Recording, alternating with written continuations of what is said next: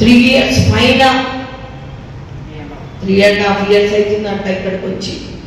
స్టార్టింగ్లో వచ్చేవాడు, ప్రార్థన చేయి నా భార్య పిల్లలకి అన్నాడు. సిస్టర్ ఎందుకో ఇక్కడికి వస్తే ఒకలాగా నా భార్య పిల్లలు మంచిగా అవుతారని ఒక ఫేత్.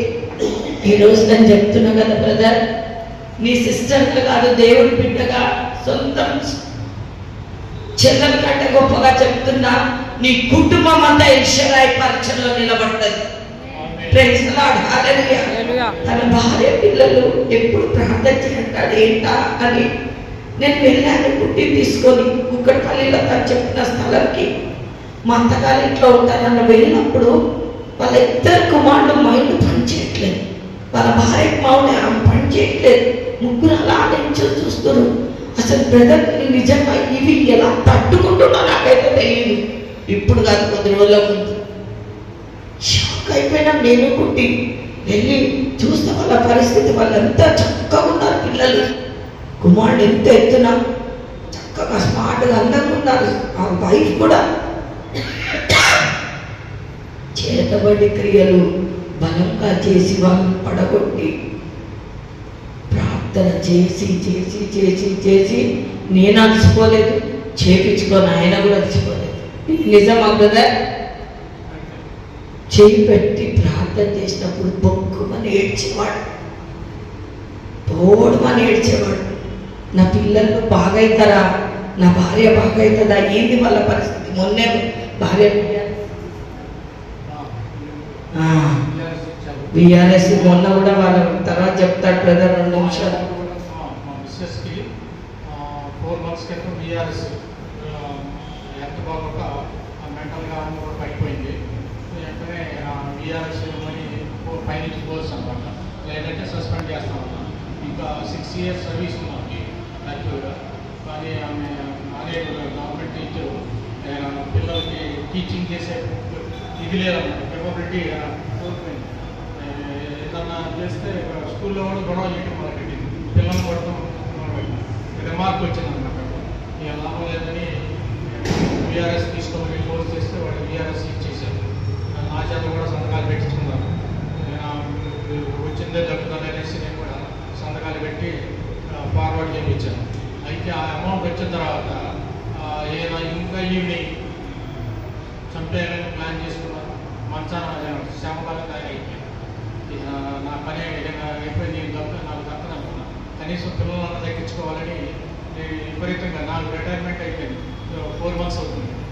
విపరీతంగా ప్రేయర్స్లో తిరగడం చేయటం, కన్నీరు కాచి రాత్రి కూడా ఏడ్చి ప్రార్థన చేయడం, ఇట్లా చేయడం జరిగింది. అయితే దేవుడు దర్శనాలు ఇచ్చే నన్ను ముందుకు నడిపిస్తున్నాడు. నీ పిల్లలను బాగు చేస్తాను, నీ వారిని కూడా బాగు చేస్తాను, నేను సేవలో వాడుకుంటాను అని అప్పుడప్పుడు దర్శనాలు ఇచ్చి నన్ను బలపరుస్తూ వచ్చాను. అయితే ఒక 1 month క్రితం నేను వారి ఇంటికి వెళ్ళాను. అది మా మామగారి ఇంటికి వెళ్తే అక్కడ మా మామగారు వాళ్ళకి ఏదో దెబ్బ జరుగుతుంది. దేవుడు మిస్సెస్ని ఆయన్ని హెల్త్ బాగోట్లేదు అనమాట. ఆయన కూడా బీపీ షుగర్, ఆమెకి బీపీ షుగర్, హార్ట్ ప్రాబ్లం అన్నీ ఉన్నాయి అన్నమాట. అయితే నేనేదో వాళ్ళ దెబ్బ తగిలేకపోతే నేను కాలు పెట్టి వస్తుంటే వాళ్ళకి దెబ్బ తగులుతుంటే వాళ్ళు ఓడ్చుకోలేకపోతున్నారు. నేను పోలీస్ కేసు పెట్టిస్తా, నువ్వు ఏదేదో చేస్తాను, నేను పోలీస్ కేసు పెట్టించి మూపిస్తాను, దాంట్లో కారాగారంలో పెట్టిస్తాను, నీ పని అవుతా అని నన్ను ఫోన్లో తెలియజేయడం. సరే మంచిది పెట్టు, నువ్వు పెట్టిన వెంటనే నేను కూడా రివర్స్లో కేసు పెడతాను. 30 సంవత్సరాల నుంచి ఇదే పని మీద ఉన్నావు నువ్వు. మా దగ్గర నుంచి 3 కోట్లు మా మిస్సెస్ గవర్నమెంట్ సొమ్ము మొత్తం లాగేసుకున్నావు.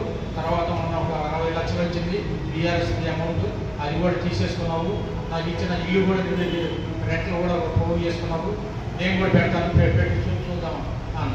అందులోకి వెంటనే సైలెంట్ అయిపోయి ఇప్పుడు అయ్యా నీ కాళ్ళు పొందుతాను, నువ్వు అప్పుడప్పుడు వచ్చిపోతావు అని చెప్పి చుట్టాలు మన దినం అయిపోయింది. అది చుట్టాలందరూ మధ్య సైలెంట్గా నన్ను రిక్వెస్ట్ చేసుకోవడం, బతిమాడటం.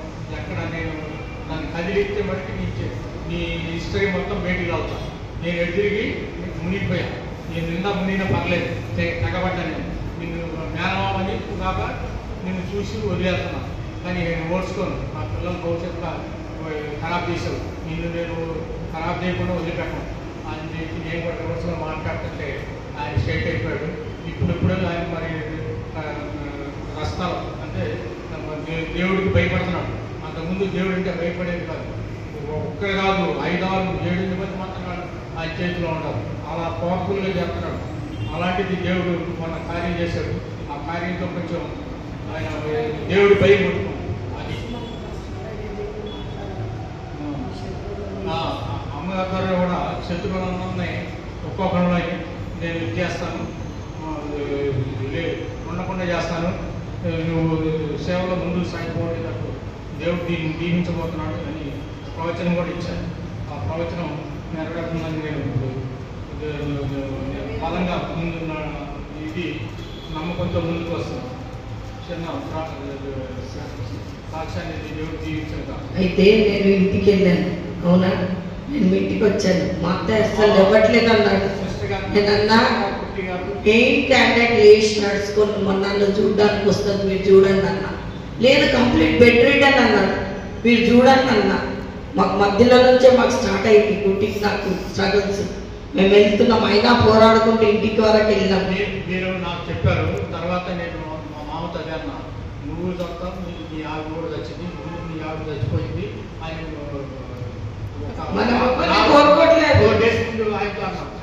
అయితే కోపం వచ్చి అన్నాడు. అనేలకి ఆయన భయవేసి ఇంకా నన్ను ఎక్కువ చేస్తున్నాడు. చేసుకుని ఇంకెక్కువ చేస్తే దేవుడు ఎక్కువ శిక్షిస్తున్నాడు. నన్ను ఆయనకు మారు మనసు వచ్చింది కాక. ఆమె అయితే మేము వెళ్ళాం, వెళ్ళి కూర్చున్నాం. అసలు ఆమె లేవట్లేదు, బెడ్ రీడ్ అని అన్నారు. నిన్న లేచి వచ్చింది చూడు మెయిన్ క్యాండిడేట్ మీ అత్తయ్య అన్నాను. లేచి కూర్చున్నాం, మేము హాల్లో కూర్చున్నాము. చాలా డిస్టర్బెన్స్ ఫేస్ చేసినాం మేము. ఎన్నో యాక్సిడెంట్స్. ఒక స్థలంకి వెళ్ళాలంటే ఎంత పోరాటం ఉంటుంది మాకు. అన్నీ ఎదిరించుకొని మేము వెళ్ళి కూర్చున్నాము. మొత్తానికి వాళ్ళ ఇంట్లో వెళ్ళి కూర్చున్న తర్వాత ఆమె లేచి మెల్లిగా లేచి హాల్లోకి వచ్చి ఒంగోని చూస్తుంది. వచ్చింది మా దగ్గరికి, వచ్చిందా కదా, వచ్చింది. అరే మేము నువ్వదే అన్నాడు. అన్న వచ్చింది, నేను చెప్పా కదా. ఆమె ఇవంతా కాదు, ఊరికే ఆమె ఇట్లా చేస్తుంది.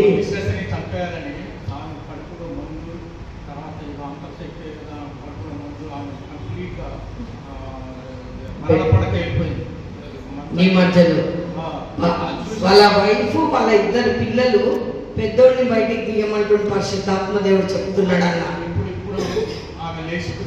పెద్ద బాబు నిజంగా ఇక్కడ వచ్చిన ప్రతి ప్రవచనం నెరవేరబడ్డది. అవునా బ్రదర్?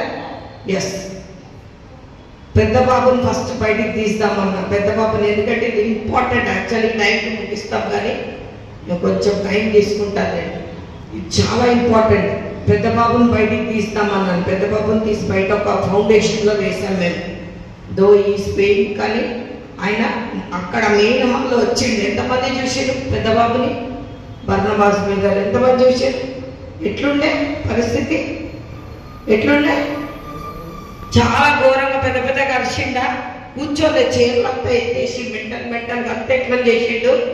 ఈరోజు ప్రతిరోజు నా క్యాలెండరు ఏదైతే ఉందో ఆ ఏషియా ఫౌండేషన్లో డైలీ దేవుని వాక్యం చదువుతాం. గట్టిగా చప్పట్లు కొట్టి దేవుని నామం నిలబడుతున్నాం. మన ప్రాజెక్ట్ ఇదంతా ఇంటిపోయింది కాబట్టి చూపిస్తారు, లేదా ఆ టెస్ట్ మనీ చూపిస్తుండే. వండర్ఫుల్ టెస్ట్ మనీ దేవుడు కార్యం చేసింది. నిజంగా డైలీ దేవుని వాక్యం ఇట్లా వేలు పెట్టి ఆయన చదువుతుంది. చదువురాక కాదు, అసలు కంప్లీట్ మైండే పనిచేయని వ్యక్తి. దేవుడు నేను అన్నాను ఇంకా నార్మల్గా అవుతాడు.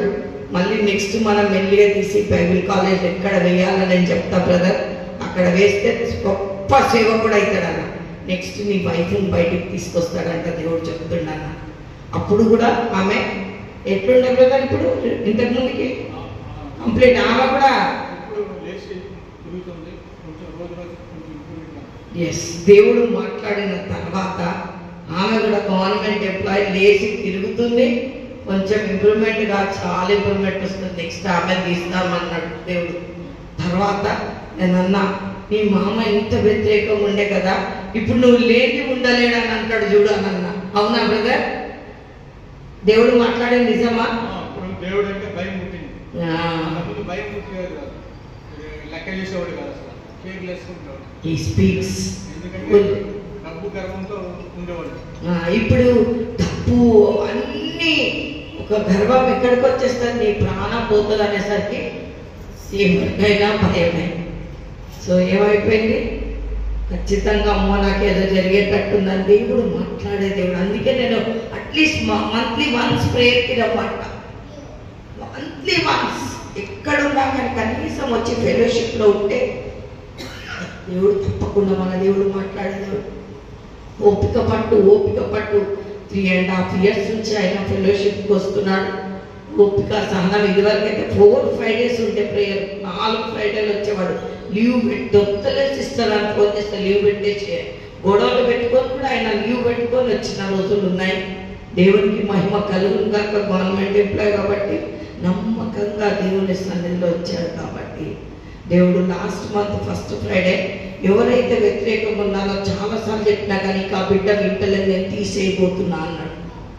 గతం లాస్ట్ మంత్ ఏ డేట్కి వెళ్ళిపోయింది?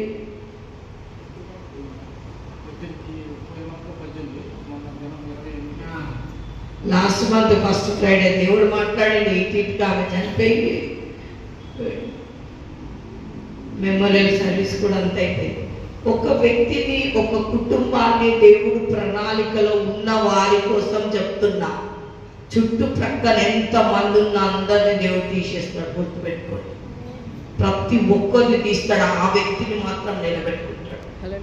ఎందుకో తెలుసా, మనం శ్రేష్టమైన వాళ్ళము. నా కోసం నా చుట్టుముట్టున్న వాళ్ళని 5 మందిని తీసేసిండని చెప్పిన నేను, నా టెస్ట్ మనీ ఎవ్వరికి తెలియదు. మీకు 5 మందిని దేవుడు తీసేసిండు.